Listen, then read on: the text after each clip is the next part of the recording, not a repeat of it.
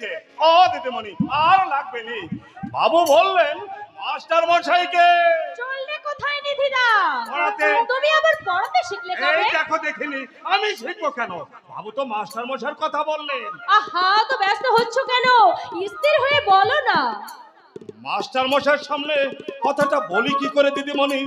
সে কথা শুনলে মাস্টার মশাই যে দুঃখ পাবেন। কি কথা নিধিদা, কি বলেছেন সোমনাথ বাবু? বলেছেন মাস্টার মশাইকে এ মাসে আর পড়াইতে হবে না। মাস্টার মশাইয়ের এ মাসের মাইনেটা মাস শেষ হয়ে গেলে এসে যেন নিয়ে যান। নিধিদা!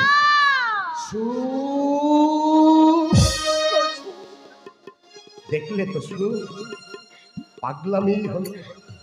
আচ্ছা চলে শুরু।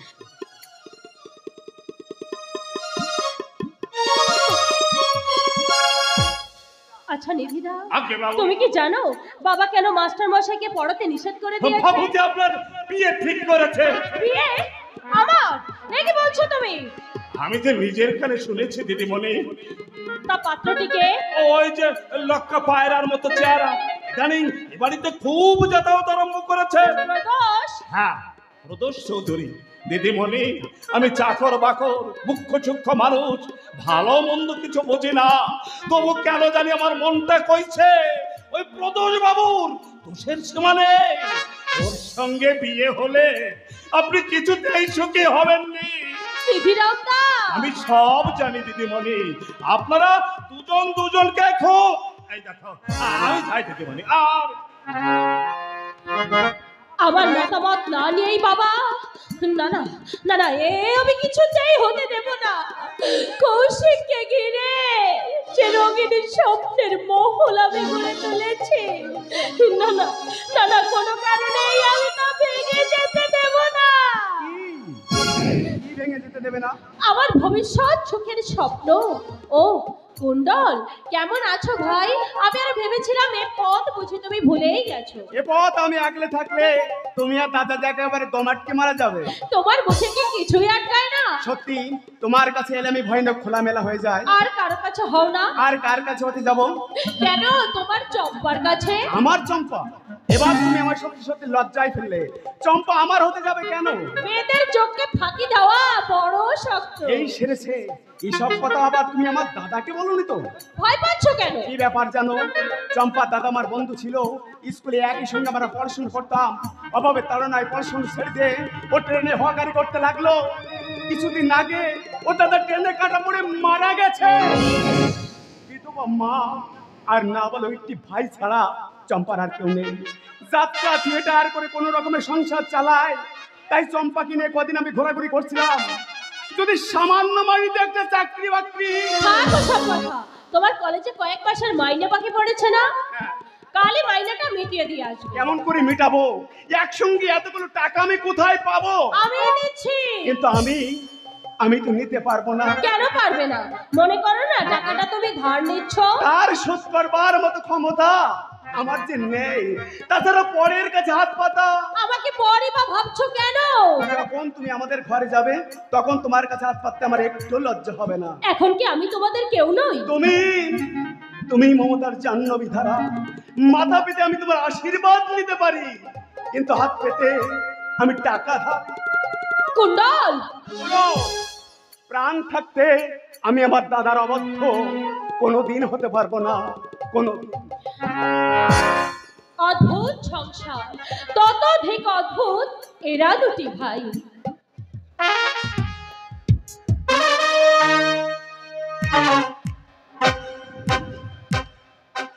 সব ঠিক আছে? এদিকে সব ঠিক আছে, কিন্তু পুলিশ ইন্সপেক্টর নিরঞ্জন রায় ওটা বাড়াবাড়ি শুরু করেছে। নিরঞ্জন রায়কে সামাল দেওয়ার ভার বিশাল সাইকেলের উপর ছেড়ে দাও। কত বাঁকা বাঁকা পুলিশ অফিসারকে নাকে দড়ি দিয়ে ঘুরিয়েছি। নিরঞ্জন রায় তো একটা পুঁটি মাছ। ছোট মাছ বলেই তো চ্যালেঞ্জ করছে। কিন্তু চলছে অনেক গভীর। নিরঞ্জন রায় কিন্তু তার টেরই পায়নি। ইয়া ছেলের খবর কি? এখনো ফেরেনি। এতগুলো টাকার সন্ধান যখন পেয়েছে তখন সে কিছুতেই শুধু হাতে ফিরে আসবে না। এই কারণে ইয়া ছেলেকে খাতির করে। তা ঠিক, ছেলের মতো পাকা হুঁশিয়ার লোক খুবই কমই আছে। রাত 10টা বেজে গেল, রঘুনাথ এখন চম্পাকে নিয়ে আসছে না কেন? অত বড় বিপদের ঝুঁকি মাথায়, এই জন্য বোধহয় রাস্তাঘাট একটু দেখে শুনেই আছে। প্রদোষ, চম্পা ভালো গাইতে পারে বলছিলে না? হ্যাঁ, আমাদের ক্লাবে যাত্রা থিয়েটার করতো, আর সেই সূত্রেই আমার সঙ্গে আলাপ। সংসারে কে কে আছে? ওর মার ছোট এক ভাই।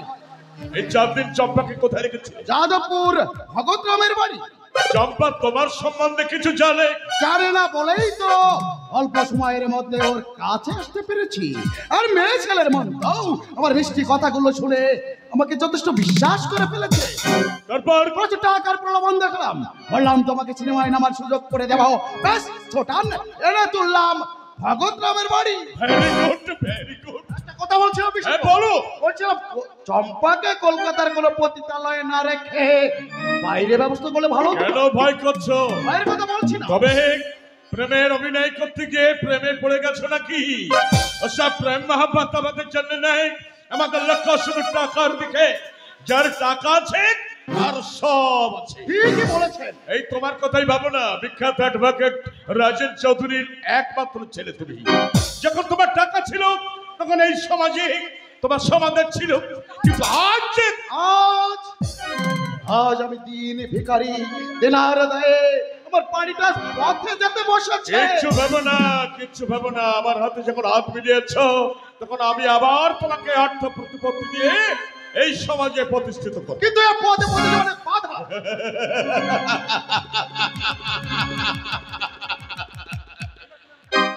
এইবার কিন্তু তুমি আমাকে হাসালে প্রদোষ। একদিকে আমি সদানন্দ আশ্রমের প্রতিষ্ঠাতা স্বামী সদানন্দ স্বামী, আর এদিকে ওই যে রঘুনাথ চম্পাকে নিয়ে এদিকে আছে। ট্যাক্সি নে, এই লালবাড়ির সামনে দাঁড়াতে বলো। ঠিক আছে। আর শোনো, তুমি একটা ট্যাক্সি নিয়ে ট্যাক্সির কিছুটা ব্যবধান রেখে চলবে। তেমন কোনো বিপদ দেখলে পুলিশ চালাতে দ্বিধা করবে না রে।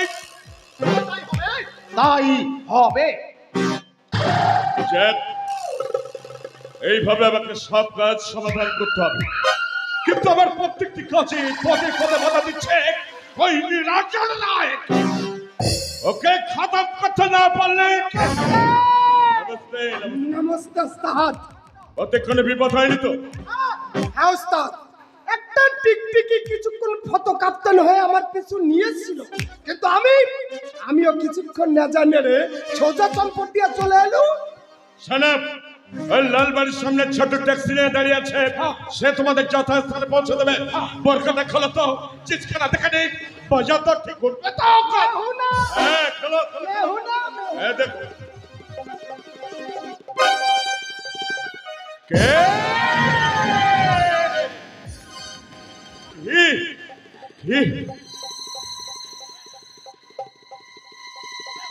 এই চম্পা, হ্যাঁ উস্তাদ।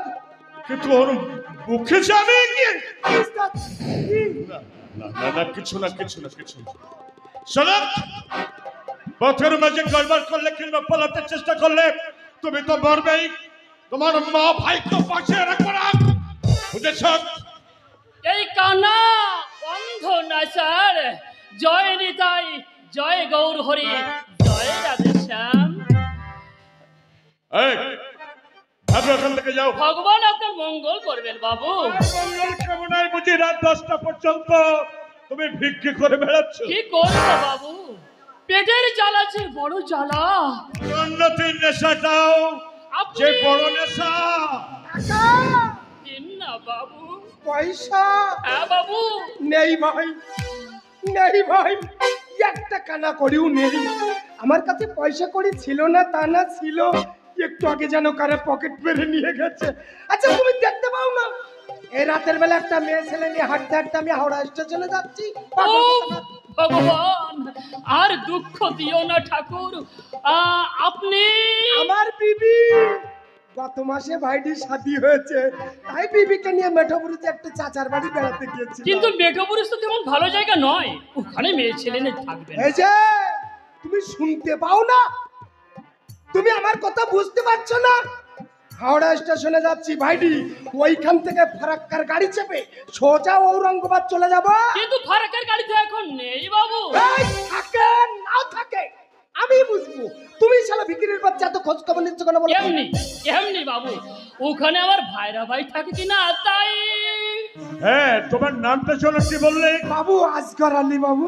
আজকার আলী, আজকার আলী, হ্যাঁ আজকার আলী। গাড়ি ভাড়া নেই, একদম। বিক্রি নিয়ে যেতে পারছিলে না। খুব টানাটানি। এই না। হবে তো? খুব হবে বাবু, খুব হবে বাবু। আপনার কথা আমার চিরদিন মনে থাকবে বাবু। খোদা আপনার মঙ্গল করবে বাবু। বেশ। যাই, আমিও যাই। ছেলে মেয়েগুলো হয়তো না খেয়ে পথ চেয়ে বসে আছে। কানা অন্ধ নাচার। দাঁড়াও, তুমি কোথায় থাকো? মানিকতলা, মানিকতলা থাকি বাবু। না, আর দেরি করলে দোকানপাট সব বন্ধ হয়ে যাবে। রাত 1:30টায় আজকাল দোকানপাট সব বন্ধ হয়ে যায় নাকি? আমাদের ওখানে ঝাঁপ ফেলে তুই একটা দোকান খোলা রাখে বাবু। যাই, এই কানা অন্ধ নাচ। নিজেকে খুব চতুর ভাবো, তাই না নিরঞ্জনা রায়? কাকে নিরঞ্জন মশাই? পকেটে হাত রাখছো কেন? পকেটে হাত রাখছো কেন? পিস্তলের ছোটা করলে তো বিশাল সাল্লালকে কায়দা করা যায় না। এই মুহূর্তে আমি তোমার খেল খতম করে দিই, কিন্তু না,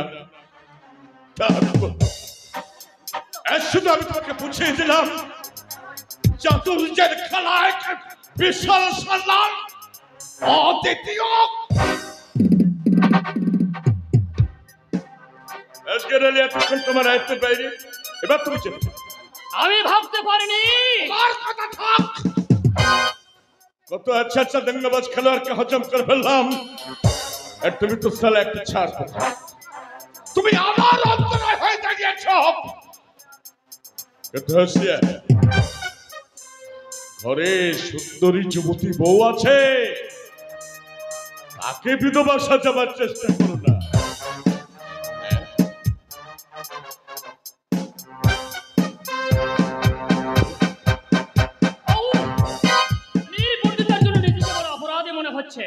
ফারাকার কথা কেন বলতে গেলাম মেয়েটাকে? কোথায় কোন উদ্দেশ্য নিয়ে যাচ্ছে আমাকে জানতেই হবে। আর ভীষণ সেনাল, তোমাকে আমি সহজে ছেড়ে দেব না।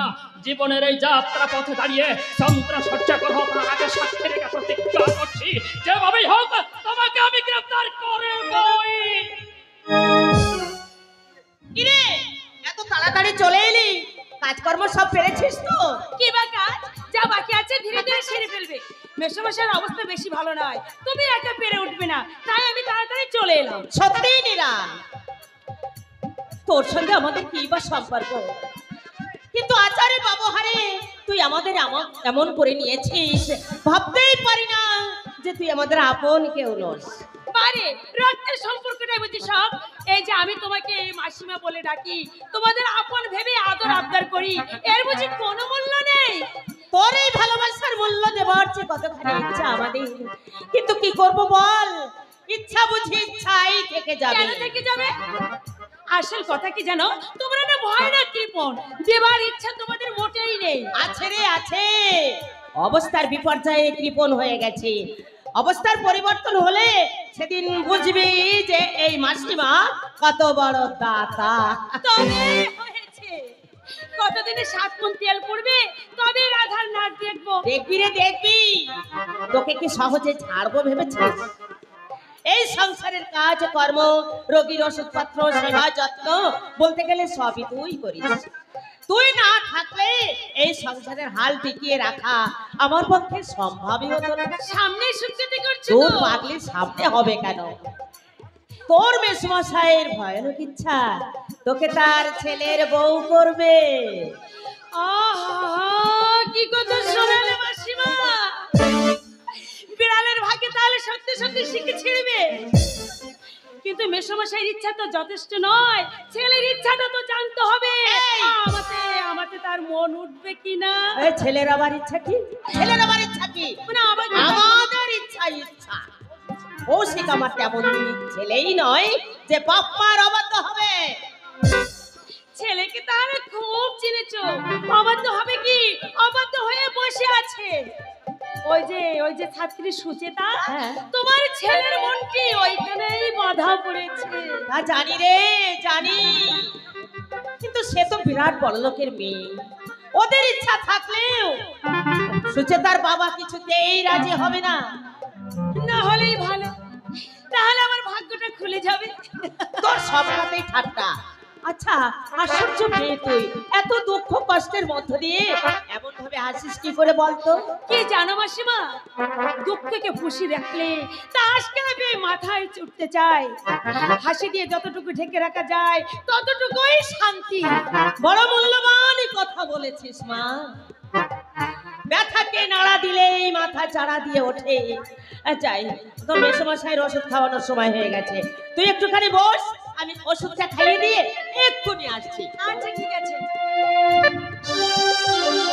হে ভগবান, আজ আমি শুনলাম আমার জীবনে কি তা সত্যি হতে পারে না।